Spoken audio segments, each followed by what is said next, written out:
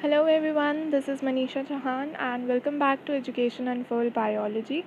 आज का हमारा टॉपिक है एपोप्टोसिस या उसे हम कह सकते हैं प्रोग्राम सेल डेथ या फिर सेलुलर सुसाइड। एपोप्टोसिस टर्म की अगर मैं बात करूँ तो ये वो टर्म है बेसिकली जो यूज़ की जाती है सेल की डेथ के लिए। कोई भी अगर सेल हमारी बॉडी में कैंसरस है, उसके अंदर ये पोटेंशियलिटी है कि वो कैंसर सेल बना सकता है या बन सकता है, या कोई भी सेल है जो वायरस से इन्फेक्ट हो गया है, तो हमारी बॉडी इस तरीके से वर्क करती है एक रेगुलेटेड मैनर में कि उस सेल की डेथ करा दी जाए। अब ये जो सेल डेथ है, एक तो हमने बता दिया आपको अपोप्टोसिस मेथड से होती है। एक तरीका होता है सेल डेथ का नेक्रोसिस से। नेक्रोसिस और अपोप्टोसिस इन दोनों ही तरीक़ों से अल्टीमेटली हो सेल की डेथ ही रही है, लेकिन तरीके दोनों के अलग हैं। नेक्रोसिस जो टर्म है वो हम तब यूज़ करते हैं जब किसी सेल की जो डेथ है वो किसी इंजरी की वजह से हुई है, जैसे कोई भी तरीके का फिज़िकल इंजरी हुई है, एक्सीडेंटल है, या केमिकल्स हैं जिसने उसे सेल को हार्म किया है, तो उस केस में जो सेल की डेथ होगी उसे हम कहते हैं नेक्रोसिस। और जो भी रेगुलेटेड मैनर में मान लो कोई सेल है हमारी बॉडी का, वो वायरस से इन्फेक्टेड हो गया, तो हमारी बॉडी क्या करेगी, उस सेल की डेथ कराएगी। उस केस में जब कोई वायरस इन्फेक्टेड सेल या पोटेंशियली कैंसरस सेल जो है और उसकी डेथ करानी है, तो एपोप्टोसिस का पाथवे यूज़ होगा। नेक्रोसिस के पाथवे में बेसिकली क्या होता है, कोई भी सेल जो इंजर्ड है या जिसके ऊपर केमिकल ने उसको हार्म किया, किसी भी तरीके की उसको इंजरी हुई है, डैमेज हुआ है, तो उसका जो प्लाज्मा मेम्ब्रेन है वो डैमेज हुआ होगा। उस केस में जो सेल है वो स्वेल कर जाता है और उसकी बर्स्टिंग होती है। तो अल्टीमेटली नेक्रोसिस वाला जो मेथड है वो थोड़ा मेसी होता है। इसके अंदर इन्फ्लेमेशन भी कॉज होती है, जैसे जो सेल है वो स्वेल हुआ, मोटा हुआ, उसने बर्स्ट आउट किया एंड उसका जितना भी मटेरियल है वो आसपास फैल जाता है, इट स्पिल्स आउट, लीकेज हो जाती है कंटेंट की। तो इस लीकेज की वजह से जो आसपास के टिश्यूज़ हैं, जो डेड सेल्स के आसपास, वहाँ पर इन्फ्लेमेशन होती है, तो यहाँ पे इम्यून रिस्पॉन्सेज जो हैं वो इंड्यूस होते हैं। नेक्रोसिस के केस में हम बता रहे हैं, लेकिन एपोप्टोसिस में ऐसा कुछ नहीं है। एपोप्टोसिस एक बहुत ही डिसिप्लिन्ड तरीके से सिग्नल्स के थ्रू वर्क करने वाला एक कोऑर्डिनेटेड तरीका है सेल की डेथ का, जिसका एक पर्टिकुलर प्रोसेस है जो कि अभी हम यहाँ पे पढ़ेंगे। तो एपोप्टोसिस का मतलब क्या हुआ, सेल डेथ, ठीक है। अब अगर बॉडी में कुछ सेल्स हैं जो मर रहे हैं, डेथ हो रही है उनकी, तो हमें नए सेल्स भी चाहिए होंगे। तो सेल्स अगर डेथ हो रही है सेल्स की, तो न्यू सेल्स जनरेट भी हो रहे हैं। कैसे, एम्ब्रियोनिक स्टेम सेल से, ठीक है। Most tissues they contain stem cells जो कि रिप्लेस कर देते हैं जो भी हमें लॉस हुआ है सेल्स का, उनको। अब हम थोड़ा सा इवेंट्स देख लेते हैं एपोप्टोसिस का। एक रेगुलेटेड मैनर में ये होता है प्रोग्राम सेल डेथ, इसका नाम क्या है, प्रोग्राम्ड सेल डेथ। एपोप्टोसिस को ये भी कह सकते हैं, हमने स्टार्टिंग में बताया था। तो इसके कुछ इवेंट्स होते हैं, एक बार वो डिस्कस करते हैं। मान लो कोई भी सेल है, हमारी बॉडी ने ये सिग्नल जनरेट करा कि इस सेल में प्रॉब्लम है। मान लो उस सेल का डीएनए डैमेज हो रखा है या उस सेल में म्यूटेशन हो रखी है। म्यूटेशन हो रखी है तो ऑब्वियस सी बात है वो आगे जाके हो सकता है कि कैंसर बना दे, है ना। मतलब कैंसरस सेल में वो कन्वर्ट हो जाए, उसका पोटेंशियल है इतना कि वो कैंसरस सेल बना दे। तो हमें क्या करना है, अब उस सेल को डिस्ट्रॉय करना है, उस सेल की डेथ करानी है, उस सेल को एपोप्टोसिस के पाथवे में लेके जाना है। तो वो एपोप्टोसिस का जो पाथवे है वो शुरू कैसे होगा, एपोप्टोसिस के कुछ इवेंट्स होते हैं। अगर कोई भी सेल ऐसा है जिसके अंदर कोई प्रॉब्लम है, तो उसका सबसे पहले डीएनए फ्रेगमेंटेशन और क्रोमैटिन कंडेंसेशन होगी। डीएनए के टुकड़े होंगे, क्रोमैटिन कंडेंस हो जाएगा, ठीक है। ये होने के बाद न्यूक्लियस की फ्रेगमेंटेशन होगी। पहले डीएनए की फ्रेगमेंटेशन हुई थी, अब न्यूक्लियस की फ्रेगमेंटेशन होगी, न्यूक्लियस के टुकड़े हो जाएंगे साइटोप्लाज्म के अंदर, वो इधर उधर, जैसे यहाँ डायग्राम में दिखाया हुआ है। अब जब न्यूक्लियस की फ्रेगमेंटेशन हो चुकी है, उसके बाद और भी चीज़ होती है, जैसे ईआर की फ्रेगमेंटेशन होती है। ये सारी चीज़ें जब हो जाएंगी तो सेल की फ्रेगमेंटेशन होगी, सेल के टुकड़े होंगे। अब क्या बनेगा, सेल के जब फ्रेगमेंटेशन होगी, जो भी पीसेस बनेंगे, चंक्स बनेंगे, उनके आसपास मेम्ब्रेन होगी। तो हम इन्हें ये कह सकते हैं कि ये छोटे छोटे पैकेट्स बन गए जिसके आसपास मेम्ब्रेन है। यही कह सकते हैं ये गार्बेज बन गया जिसकी अब कलेक्शन होनी बाकी है। तो ये जो चंक्स बने हैं ना, ये सेल के छोटे छोटे से टुकड़े, इनको हम बोलते हैं एपोप्टोटिक बॉडीज़। क्या बोलते हैं, एपोप्टोटिक बॉडीज़। इन एपोप्टोटिक बॉडीज़ को हम फर्दर फेगोसाइटोसिस करवाते हैं। इनको फेगोसाइटोस करता कौन है, मैक्रोफेजेस हो गए, जैसे फेगोसाइटिक सेल्स होते हैं, वो इनकी फेगोसाइटोसिस कर देते हैं और ये ख़त्म हो जाते हैं। तो एपोप्टोटिक बॉडीज़ बनी, पहले हमारा सेल था वो हमें ख़राब हो रखा था, उसमें कुछ दिक्कत हो रखी थी, उसे हमें नहीं रखना था, तो उसकी हमने एपोप्टोसिस करानी शुरू करी, डीएनए फ्रेगमेंटेशन हुई, क्रोमैटिन कंडेंसेशन हुई, न्यूक्लियस फ्रेगमेंटेशन हुई, सेल फ्रेगमेंटेशन हुई और एपोप्टोटिक बॉडीज़ बन गई। अब ये एपोप्टोटिक बॉडीज़ को कौन फेगोसाइटोस करेगा? फेगोसाइटिक सेल्स, जैसे कि मैक्रोफेजेस। अब बात ये आती है कि ये जो एपोप्टोटिक बॉडीज़ हैं, इनके बारे में फेगोसाइटिक सेल्स को कैसे पता चलेगा कि यही एपोप्टोटिक बॉडीज़ है? तो उसमें यहाँ पे लिगेंड और रिसेप्टर्स वाला काम आता है। एक पर्टिकुलर चीज़ होती है एपोप्टोटिक बॉडीज़ में, ये है सिग्नल, जिसे हम कह सकते हैं, जो कि जो फेगोसाइटिक सेल्स हैं वो आइडेंटिफाई करते हैं। इस सिग्नल को हम कह सकते हैं ईट मी सिग्नल। मतलब एपोप्टोटिक बॉडीज़ के ऊपर ये जो सिग्नल है, अगर फेगोसाइटिक सेल्स ने रिकॉग्नाइज कर लिया, तो फेगोसाइटिक सेल्स क्या करेंगे? उस सेल को फेगोसाइटोस कर लेंगे, उसकी डिग्रेडेशन हो जाएगी, उसको खा जाएंगे। यही होता है, उसकी डाइजेशन कर लेंगे ना वो। तो इनको हम बोल सकते हैं ईट मी सिग्नल्स। ये सिग्नल्स बेसिकली होते क्या हैं?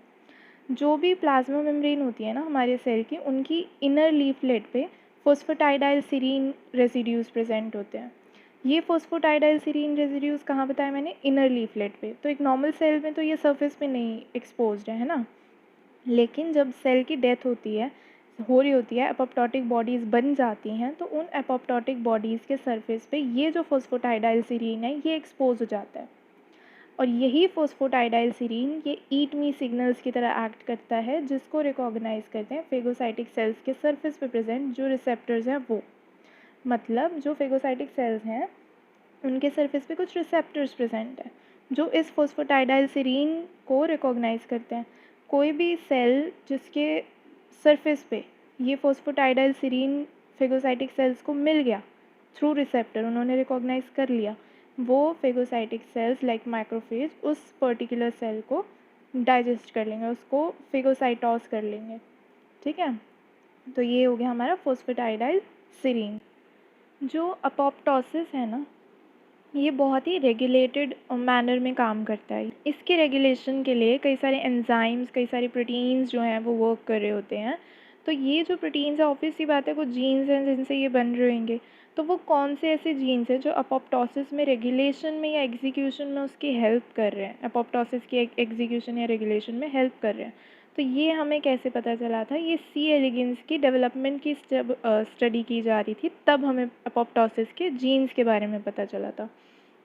तो 3 ऐसे जीन्स पता लगाए गए थे जो कि अपोप्टोसिस को रेगुलेशन में भी हेल्प कर रहे हैं, उसकी एग्जीक्यूशन यानी कि प्रोसेस को आगे बढ़ाने में भी हेल्प कर रहे हैं। तो जब नीमाटोड है, जैसे उसकी डेवलपमेंट हो रही है, नॉर्मल डेवलपमेंट, ठीक है, तो ये देखा गया था कि जो 1090 सेल्स हैं सोमैटिक सेल्स, उनमें से 131 सेल्स जो हैं वो प्रोग्राम सेल डेथ के थ्रू एलिमिनेट किए जा रहे हैं। ठीक है, तो जो बच्चे सेल वो हैं 959 सोमैटिक सेल्स। अडल्ट वर्म में इतने सोमैटिक सेल्स जो हैं वो यील्ड होते हैं। तो यहाँ पे अपोप्टोसिस हो रही है। ये जो अपोप्टोसिस है वो बहुत ज़्यादा स्पेसिफिक है, यानी सभी सेल्स में उन्हीं 131 जो सोमैटिक सेल्स हैं उन्हीं की अपोप्टोसिस होगी। ठीक है, तो ये बहुत ज़्यादा स्पेसिफिक देखी गई थी। तो जो 3 जीन्स मैंने बताया कि 3 जीन्स पाए गए थे, वो 3 जो हैं वो है CED3, CED4, CED9, या इसको हम बोलेंगे SED3, SED4, SED9। ठीक है, तो प्रोग्राम सेल डेथ जब निमाटोड में देखी गई थी तो 3 जीन्स देखे गए थे, SED3 का, SED4 एंड SED9। अगर जो SED3 है और जो SED4 है, अगर इनके जीन्स में म्यूटेशन करा दी जाए, इनके जीन्स में म्यूटेशन हुई है, यानी कि ये जो है इनका प्रोडक्ट है वो या तो बनेगा नहीं, या तो वो बनेगा तो वो इनएक्टिवेटेड रहेगा, यानी इन जीन से जो भी फंक्शन हो रहा है वो इनएक्टिवेटेड हो गया, क्योंकि म्यूटेशन हो गई ना, अब इन जीन का फंक्शन ऑल्टर हो जाएगा, तो ये अपना एक्चुअल वाला फंक्शन तो कर नहीं पाएंगे। तो अगर SED3 और SED4 यानी CED3 और 4 में अगर म्यूटेशन हो जाए, इनमें से किसी एक में भी, तो नॉर्मल जो अपोप्टोसिस का प्रोसेस है वो नहीं होता है, ये देखा गया था। तो इससे हम ये बोल सकते हैं कि CED3 और CED4 वो किसी तरीके से अपोप्टोसिस के लिए वर्क कर रहे हैं, राइट? क्योंकि अगर इनमें म्यूटेशन हो रही है तो अपोप्टोसिस नहीं हो रही है, यानी कि ये ज़रूरी है अपोप्टोसिस के लिए, तो यानी कि ये अपोप्टोसिस करने में हेल्प कर रहे हैं। वहीं पर जो तीसरा जीन था SED9, उसको देखा गया था as a negative regulator of apoptosis, कि अगर SED9 इनएक्टिवेट हो जाए, यानी कि अगर SED9 फंक्शन नहीं कर रहा है, तो जो भी नॉर्मल सेल्स हैं वो अपोप्टोसिस कर लेंगे, मतलब उनकी अपोप्टोसिस हो जाएगी। अगर SED9 एक्टिवेट नहीं हो रहा है, इनएक्टिवेटेड हो गया है, यानी SED9 में म्यूटेशन हो गई है, तो जो नॉर्मल सेल्स हैं वो भी अपोप्टोसिस कर लेंगे। और अगर SED9 बहुत ज़्यादा एक्सप्रेस हो जाए, मतलब जितना चाहिए उससे ज़्यादा, तो फिर अपोप्टोसिस जो है वो नॉर्मली होना ही बंद कर देगा।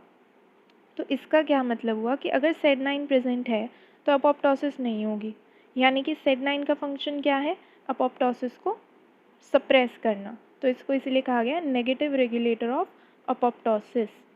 ठीक है, तो ये 3 जीन्स हैं। ये जो 3 जीन्स हैं ये आपस में एक दूसरे को रेगुलेट कर रहे हैं और प्रोग्राम सेल डेथ का जो है पाथवे बना रहे हैं। कैसे? ये जो CED4 है ये CED3 को एक्टिवेट करता है, ताकि CED3 जो है वो फर्दर एपोप्टोसिस का पाथवे रेगुलेट कर ले, बिगिन कर दे। लेकिन जो CED4 है उसका एक इनहाबिटर है या सप्रेसर है, मतलब कुछ ऐसा है जो उसे सप्रेस करता है, और ये है CED9। तो SED9 जो है वो SED4 को सप्रेस कर रहा है, उसकी एक्टिविटी को रोक रहा है, और SED4 जो है वो SED3 को एक्टिवेट कर रहा है। तो अगर SED9 नहीं होगा तो SED4 जो है वो इसको एक्टिवेट कर लेगा 3 को, और एपोप्टोसिस हो जाएगी। लेकिन अगर CED9 एक्टिवेटेड है तो वो CED4 को रोकेगा और CED3 एक्टिवेट नहीं हो पाएगा, तो अपोप्टोसिस ऑब्वियसली नहीं हो पाएगी। ये जो CED3, 4, 9 ये जो हैं इनसे रिलेटेड जो जीन्स हैं, ये तो हमने उसकी बात करी नीमाटोड्स की, है ना। तो इनसे रिलेटेड कुछ जीन्स हैं जो कि ड्रोसोफिला एंड मैमल्स में भी देखे गए थे। ओके, सो अभी तक हमने अपोप्टोसिस के बारे में पढ़ा है। अपोप्टोसिस और नेक्रोसिस में क्या डिफरेंसेस होते हैं, ये दोनों एक दूसरे से अलग कैसे होते हैं वो पढ़ा है हमने। इवेंट्स पढ़े जो भी अपोप्टोसिस में होते हैं। फोस्फोटाइडाइसिरीन का क्या फंक्शन है वो हमने देखा। फिर हमने 3 जीन्स के बारे में बात करी जो कि हमने नीमाटोड्स में देखे थे, और उनके ये भी बताया आपको कि उनसे रिलेटेड जीन्स जो हैं वो मैमल्स में और ड्रोसोफिला में भी आइडेंटिफाई किए गए हैं। अब जिस बारे में हम बात करेंगे वो है कैस्पेजेस। कैस्पेजेस को एग्जीक्यूशनर भी कहा जाता है of PCD and apoptosis. PCD यानी प्रोग्राम सेल डेथ, तो कैस्पेजेस को एग्जीक्यूशनर भी कहा जाता है प्रोग्राम सेल डेथ या अपोप्टोसिस का।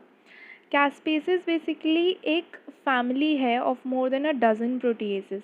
जैसे SED3 है, उसका जो जीन है वो एक प्रोटीएज बना रहा है, वो भी इसी फैमिली को बिलोंग करती है, कैस्पेजेस की फैमिली को। तो ये एक पर्टिकुलर फैमिली है जिसके अंदर प्रोटीएजेस आप देख सकते हो। Caspases stands for cysteine dependent aspartate directed protease. इसका क्या मतलब हुआ, cysteine dependent aspartate directed protease, इसका नाम क्यों है ऐसा? पहले तो ये देख लेते हैं, जैसे कैस्पेज को अगर आप तोड़ोगे ना, तो कैस्पेज का C stands for cysteine, ASP aspartate and ases, जो प्रोटीएजेस के लास्ट में एजेस है ना, तो इसके अंदर बेसिकली सिस्टीन के रेजिड्यूज़ होते हैं एक्टिव साइट के ऊपर। ठीक है, और इसीलिए सिस्टीन। ठीक है, उसके बाद ये जो क्लीव करता है, मतलब आप कोई भी सेल है अपोप्टोसिस होगी तो उसमें क्लीवेज की ज़रूरत है। DNA की फ्रेगमेंटेशन होती है, फिर न्यूक्लियर फ्रेगमेंटेशन होती है, फिर सेल की फ्रेगमेंटेशन होती है, तो आपको क्लीव करवाना पड़ेगा, है ना। तो वो क्लीव कहाँ करेगा, कैस्पेसेस कहाँ करेंगे cleave, after the aspartic acid residues, aspartic acid के रेजिड्यूज़ के वहाँ पे बाद में वो क्लीव करते हैं। ठीक है, तो इसलिए cysteine dependent aspartate directed proteases. ठीक, अब हमने ये तो बात कर ली कि कैस्पेजेस जो हैं वो क्लीवेज करते हैं। ठीक है, क्लीव करते हैं बहुत सारे जो भी टारगेट प्रोटीन्स हैं उनको। अब हम देख लेते हैं कि इनका टारगेट क्या क्या हो सकता है। हम यहाँ पे 2 टारगेट्स इसके डिस्कस करेंगे, एक DNAs के इनहिबिटर्स और दूसरा न्यूक्लियोलामिन्स। DNAs क्या सजेस्ट कर रहा है नाम, DNAs, यानी कि DNA को तोड़ने वाला एंजाइम, DNA की फ्रेगमेंटेशन करने वाला एंजाइम, DNA की क्लीवेज करने वाला एंजाइम कौन सा हो गया, DNAs। DNAs जो है वो अपने इनहिबिटर से बाउंड होता है। DNAs अगर एक्टिवेट हो गया सेल के अंदर तो ये DNA को क्लीव कर देगा, है ना, और वो हमें एक नॉर्मल सेल में नहीं कराना है क्योंकि वो एक डैमेज हो जाएगा, है ना। तो DNAs जो है वो इनएक्टिवेटेड रहता है क्योंकि वो इनहिबिटर के साथ बाइंड है। जैसे ही इस इनहिबिटर को हम हटा देंगे या डैमेज कर देंगे, डीएनए जो है वो फ्री हो जाएगा और फिर वो क्या करेगा, न्यूक्लियस के अंदर जो डीएनए प्रेजेंट है उसकी क्लीवेज करना शुरू करेगा, उसकी फ्रेगमेंटेशन करना शुरू करेगा, है ना। और एपोप्टोटिक सेल्स में हमें क्या चाहिए, हमें चाहिए कि डीएनए की फ्रेगमेंटेशन हो जाए, है ना। पहला स्टेप जो हमने देखा था उसमें यही था कि डीएनए की फ्रेगमेंटेशन होती है। तो हम अगर अपोप्टोसिस करवाना चाहते हैं तो हमें डीएनए का जो इनहिबिटर है उसे हटाना पड़ेगा, और ये काम करता है हमारा कैस्पेज। कैस्पेज का पहला टारगेट क्या हुआ फिर यहाँ पे, इनहिबिटर ऑफ डीएनएज, ताकि डीएनएज एक्टिवेट हो जाए और न्यूक्लियस में जो डीएनए प्रेजेंट है उसको क्लीव कर दे। दूसरी चीज़, न्यूक्लियर लैमिन्स की भी क्लीवेज कैस्पेज कर सकता है। तो यहाँ से क्या हो जाएगा, न्यूक्लियस की फ्रेगमेंटेशन हो जाएगी, है ना। साइटोस्केलेटन प्रोटीन की फ्रेगमेंटेशन अगर हो जाए तो साइटोस्केलेटन भी डिसरप्ट हो जाएगा। तो यहाँ पे क्या होगा, सेल की फ्रेगमेंटेशन इसको फॉलो कर लेगी और अपोप्टोसिस हमारी हो जाएगी। फिर उसके बाद वही फॉस्फेटाइडाइल सीरीन जो है वो अपना वर्क करेगा। नाउ इसके अभी हमने देखा कि कैस्पेज क्या क्या टारगेट कर सकता है, कैसे डीएनए को वो एक्टिवेट होने में हेल्प करता है बाय क्लीविंग द इनहिबिटर को डिस्ट्रॉय करके वो डीएनए को एक्टिवेट कर देता है, तो डीएनए की फ्रेगमेंटेशन हो जाती है, न्यूक्लियस फ्रेगमेंटेशन होती है, साइटोस्केलेटन के प्रोटीन्स की फ्रेगमेंटेशन होती है, साइटोस्केलेटन डिसरप्ट हो जाता है, फिर सेल फ्रेगमेंटेशन हो जाती है। तो इवेंट्स जो हैं वो होते हैं, ये हमने पहले जो डिस्कस किए थे उससे रिलेट करो इसको, ठीक है। इसके बाद जो SED3 है, CED3, सी एलिगेंस का ओनली कैस्पेज है SED3, मतलब सी एलिगेंस में अगर एक कैस्पेज कोई सा है तो वो है SED3। लेकिन ड्रोसोफिला और मैमल्स में कम से कम 7 कैस्पेजेस देखे गए हैं जो अपोप्टोसिस के डिफरेंट एस्पेक्ट्स में फंक्शन करते हैं। तो सी एलिगेंस में एक ही कैस्पेज है, दैट इज SED3, प्रोटीज बनाता है, और ड्रोसोफिला और मैमल्स में ऐसे एटलीस्ट 7 कैस्पेसेस की जो फैमिलीज़ हैं वो देखी गई हैं, ठीक है। अब ये जो कैस्पेसेस हैं ये इनिशिएटर की तरह भी वर्क कर सकते हैं, ये इफ़ेक्टर की तरह भी वर्क कर सकते हैं। अब इनिशिएटर और इफ़ेक्टर से मेरा मतलब यहाँ पर क्या है, जब भी कोई प्रोसेस, ये जो कैस्केड होता है ना, ये शुरू होता है, तो जो कैस्पेज सबसे पहले एक्ट करता है, इस कैस्केड को शुरू करता है, अपोप्टोसिस की ये जो क्लीवेज वाली कैस्केड है इसको शुरू करता है, तो वो जो सबसे पहला कैस्पेज है जो इसे शुरू करेगा उसे बोलेंगे इनिशिएटर। तो यहाँ पे कैस्पेज एक इनिशिएटर की तरह एक्ट कर रहा है। उसके बाद जो भी सक्सेसिव हमारे कैस्पेजेस वर्क कर रहे हैं वो है हमारे इफ़ेक्टर, ठीक है। जो कैस्पेजेस होते हैं ये इनएक्टिव प्रिकर्सर्स की तरह सिंथेसाइज होते हैं, ये इनएक्टिव रहते हैं इस स्टेट में, एज प्रिकर्सर्स रहते हैं, ठीक है। इनकी प्रोटियोलिटिक क्लीवेज होती है और फिर ये एक्टिवेट हो जाते हैं। प्रोटियोलिटिक क्लीवेज के बाद एक्टिवेशन होनी है, तो प्रोटियोलिटिक क्लीवेज करेगा कौन, प्रोटियोलिटिक क्लीवेज की कैटलाइजेशन करेगा बाकी के कैस्पेज, मतलब एक कैस्पेज अगर एक्टिव हो गया तो वो दूसरे कैस्पेज को क्लीव करेगा, और वो दूसरा कैस्पेज एक्टिवेट होकर वो तीसरे को क्लीव करेगा, फिर तीसरा एक्टिवेट हो जाएगा एंड सो ऑन, जहाँ तक कैस्केड चाहिए वहाँ तक शुरू होएगा। तो इस पूरे प्रोसेस के लिए, इस कैस्केड ऑफ क्लीवेज के लिए, कैस्केड ऑफ एक्टिवेशन के लिए हमें एक जो सबसे पहले वाला कैस्पेज चाहिए उसको हम बोलते हैं इनिशिएटर कैस्पेज। तो इनिशिएटर कैस्पेज एक्टिवेट होगा और वो एक चेन ऑफ रिएक्शन या चेन रिएक्शन स्टार्ट करेगा that leads to the activation of downstream effector caspases. तो यहाँ पे ये जो जितने भी कैस्पेज एक्टिवेट होंगे इसके बाद, इनिशिएटर कैस्पेज के बाद, वो सारे इफेक्टर कैस्पेजेस हो गए हमारे, समझ आ रहा है। जो सबसे पहले कैस्पेज एक्टिवेट हुआ वो कैसे होगा वो अभी मैं बताऊँगी। इनिशिएटर कैस्पेज कहलाएगा सबसे पहले वाला, और उसके बाद के जितने भी कैस्पेजेस एक्टिवेट हो रहे हैं थ्रू प्रोटियोलिटिक क्लीवेज वो सारे के सारे हमारे इफेक्टर कैस्पेजेस हो गए। इफेक्टर कैस्पेजेस फिर फर्दर सेल डेथ कराने में काम करते हैं, ठीक है। अब मैमल्स के अंदर ये इनिशिएटर कैस्पेज कौन सा होता है, ये होता है कैस्पेज 9। तो कैस्पेज 9 मैमल्स के अंदर इनिशिएटर कैस्पेज की एक्टिविटी करता है। कैस्पेज 9 की एक्टिवेशन कैसे होगी, कैस्पेज 9 तो एक्टिवेट होके फर्दर आगे बाकी कैस्पेजेस की क्लीवेज करेगा और उनको एक्टिवेट करेगा, है ना। ये तो हमने देख लिया था कि इनिशिएटर का काम क्या होता है, इफेक्टर्स को एक्टिवेट कराना उनकी क्लीवेज करके। लेकिन कैस्पेज कैसे एक्टिवेट होगा, कैस्पेज जो है वो एक्टिवेट होगा जब वो दो चीज़ों के साथ इंटरेक्ट करेगा in a particular system, in a particular structure, ठीक है। वो दो चीज़ें कौन सी हैं, Apaf 1 APA F1 APAF1 and cytochrome C CYTC cytochrome C। ये तीन चीज़ें caspase 9 APAF1 and cytochrome C, ये तीनों मिलके एक स्ट्रक्चर बनाते हैं, एक सिस्टम बनाते हैं जिसे हम बोलते हैं अपोप्टोसोम। ठीक है, ये अपोप्टोसोम जो है कैस्पेज 9 जब कंप्लीट होगा तो कैस्पेज 9 को एक्टिवेट कर देता है। फिर ये जो कैस्पेज 9 है जो यहाँ पे बाइंड होके इन दोनों से एक्टिवेट हो गया है, ये फर्दर प्रो कैस्पेज 3 या प्रो कैस्पेज 7 इन सब की क्लीवेज करता है और कैस्पेज 3 या कैस्पेज 7 बनाता है, जो कि अब एक्टिवेट है आफ्टर क्लीवेज। कौन कर रहा है इनकी क्लीवेज? कैस्पेज 9 कर रहा है प्रोटियोलिटिक क्लीवेज। किसकी? प्रो कैस्पेज की। क्या बना रहा है? कैस्पेज 3। समझ आ रहा है?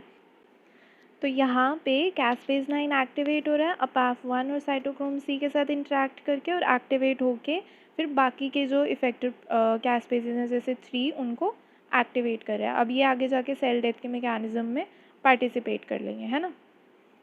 अब थोड़ा सा हम साइटोक्रोम C के बारे में बात करेंगे। देखो, ये जो कैस्पेज 9 और अपाफ1 है ये तो साइटोसोल में प्रेजेंट होते हैं। ठीक है, साइटोसोल में कौन नहीं प्रेजेंट होता? होता है साइटोक्रोम C। तो साइटोक्रोम C कहाँ प्रेजेंट होता है? ये होता है माइटोकॉन्ड्रिया में। माइटोकॉन्ड्रिया में भी कहाँ पे? इंटरमेम्ब्रेन स्पेस के अंदर। तो माइटोकॉन्ड्रिया के इंटरमेम्ब्रेन स्पेस के वहाँ से साइटोक्रोम C को लेके आना होता है साइटोसोल के अंदर। ये काम कौन करेगा ये हम तब देखेंगे जब रेगुलेशन पढ़ेंगे। तो अभी के लिए जैसे कोई भी सिग्नल जनरेट हो रहा है कि पर्टिकुलर सेल के अंदर कुछ प्रॉब्लम है, जैसे उसका DNA डैमेज हुआ है फॉर एग्जांपल, तो उस सेल के अंदर इस सिग्नल के जनरेशन के बाद एक कैस्केड ऑफ इवेंट शुरू होता है that regulates the activity of apoptosis या मैकेनिज्म ऑफ अपोप्टोसिस इन सच अ वे कि माइटोकॉन्ड्रिया के जो इंटरमेम्ब्रेन स्पेस है वहाँ से साइटोक्रोम C कहाँ आ जाएगा? साइटोसोल में आ जाएगा। तो यहाँ पे साइटोसोल के अंदर कैस्पेज 9 प्रेजेंट था, अपाफ1 प्रेजेंट था, साइटोक्रोम C आ गया, तो ये आप बना लेंगे अपोप्टोसोम। अपोप्टोसोम बन गया, फिर वही एक्टिवेट हो जाएगा कैस्पेज 9 एंड देन प्रोकैस्पेज को एक्टिवेट करके कैस्पेजेस बनाएगा। फॉर एग्जांपल प्रोकैस्पेज 3 से कैस्पेज 3 जो कि एक्टिवेटेड है, और फिर वो सेल डेथ कराएंगे। सो आज के लिए इतना ही। अगली प्रेजेंटेशन में हम देखेंगे कि अपोप्टोसिस की रेगुलेशन कैसे होती है।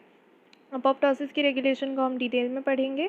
BCL2 फैमिली से कैसे रेगुलेट हो रहा है, सिग्नलिंग पाथवे कौन कौन से इन्वॉल्व होते हैं, वो सारा हम इसमें पढ़ेंगे। ठीक है, तो अगर आपको ये वीडियो अच्छा लगा हो तो please hit the like button and subscribe our channel education unfurled biology for more such videos. Have a good day learners and keep exploring. Thank you.